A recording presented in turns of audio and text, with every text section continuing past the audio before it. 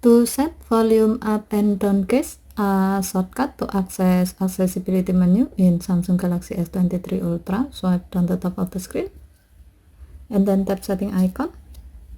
Scroll down the screen to find accessibility. Tap accessibility and then tap advanced setting. Tap volume up and down case and then select accessibility. By doing this, now you can easily access the accessibility menu by pressing and holding the volume up and down keys for 3 seconds.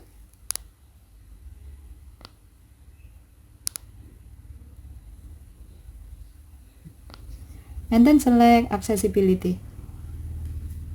Okay, thank you for watching. Have a nice day.